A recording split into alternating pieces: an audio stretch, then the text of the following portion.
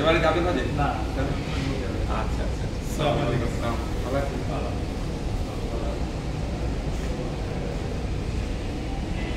কোথায় লাগা ওরে বাবা।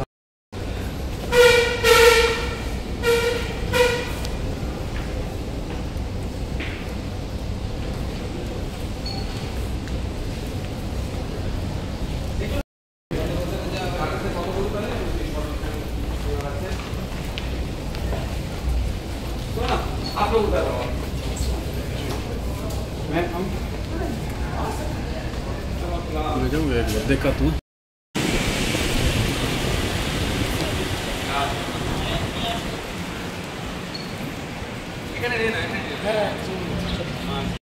আমার কাছে বিভিন্ন সূত্র মারফত খবর এসেছেন, খবর পাঠিয়েছেন অনেকে, যে স্টেট হজ ইন্সপেক্টর হিসাবে যাদেরকে নিয়োগ করা হয়েছিল, নিয়োগ মিন্স যারা এক্সাম দিয়েছেন, পাস করেছেন, যারা ট্রেনিং নিয়েছেন, যে লিস্টেড হয়েছে সেই লিস্ট থেকে অনেকের নাম বাদ গিয়েছে, তার পরিবর্তে অন্যজন সেখানে ঢুকেছে।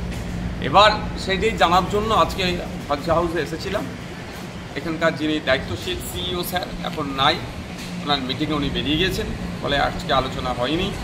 ফার্দার আমি আসবো, আলোচনা অবশ্যই করব, জানতে হবে। কারণ যে স্টেট হজ ইন্সপেক্টর হিসাবে যারা নিয়োগ হয় তাদের কাজটা হচ্ছে মক্কা শরীফ, মদিনা শরীফ ডিউরিং এই হজ পিরিয়ডে আমাদের পশ্চিমবাংলা থেকে যে সমস্ত হাজিরা যাবে তাদেরকে অ্যাসিস্ট করা, সহযোগিতা করা।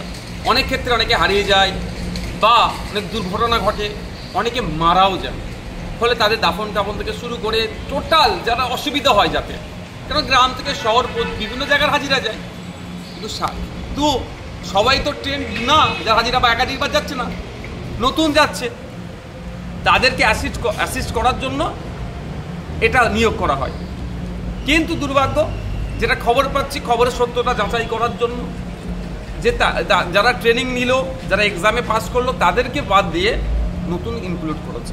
তো নতুন ইনক্লুড করলো কোন ওয়েতে এবং কেন বাদ দিল সেটাও জানতে হবে, তারপরে আমরা প্রতিবাদ করতে পারবো, তারপরে আরও বিস্তারিত বলতে পারবো, তারপরে আবার বিস্তারিত বলতে পারবো।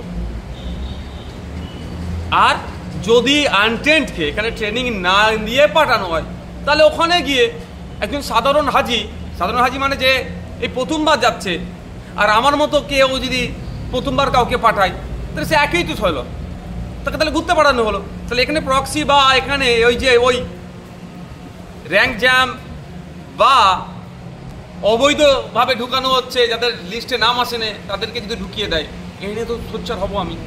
কারণ এখানকার বাংলার হাজিরা যাচ্ছেন তাদের দেখভালের জন্য, তাদেরকে প্রোটেক্ট করার জন্য তো এই টিমটাকে পাঠানো হচ্ছে, এবং সম্পূর্ণ সরকারের খরচে, যতটুকু জানি। এই মর্মে আজকে এসেছিলাম হজ হাউসে। এতে কি দুর্নীতি বলে মনে হচ্ছে?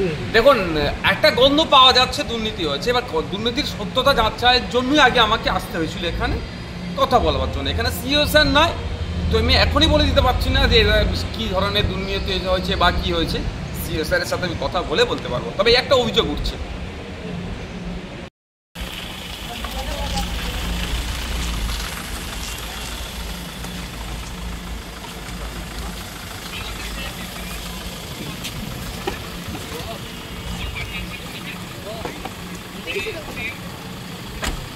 হ্যাঁ ভালো থেকো ভাই।